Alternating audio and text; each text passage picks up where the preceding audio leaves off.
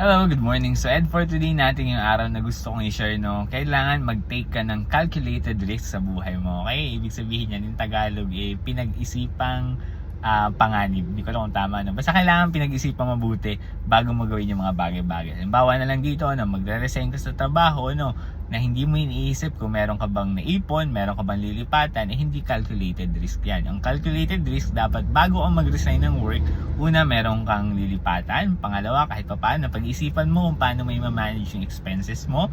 Kaya syempre, magkakaroon ng delay ng sahod, no? Yun yung tinatawag nating calculated na risk. Kumbaga, pinag-iisipan mo yung mga desisyon na gagawin mo sa buhay. Lalong-lalo na kung may pamilya ka.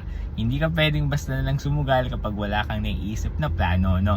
Kaya dito ko sinasabi na kailangan calculated yung risk. Kailangan na-compute mo, kailangan na pag-isipan mo. Hindi naman to technically na-compute mo by math, no? Kumbaga, na pag-isipan mo lang kung ano yung magiging ano yung kakalabasan ng magiging decision mo. Kaya nga dapat calculated, di ba? Na pag-iisipan ng mabuti bago mo gawin. Halimbawa na lamang dyan yung paghanap ng trabaho, no? Or pag-resign. Kailangan bago ka mag-resign, dapat naisip mo na kung may lilipatan ka ba at may chance ba na matanggap ka doon. Dapat ganun mo siya tinitingnan. Hindi pwedeng subok ka lang ng subok. Okay? So yun lang yung aking Ed for today yung araw na to, no? Na tinatawag nating calculated na risk. Okay? Kung nagugustuhan mo yung mga content ko, huwag mo kalimutan na supportan ako dito sa aking Facebook, TikTok at YouTube. Yun lamang. Salamat!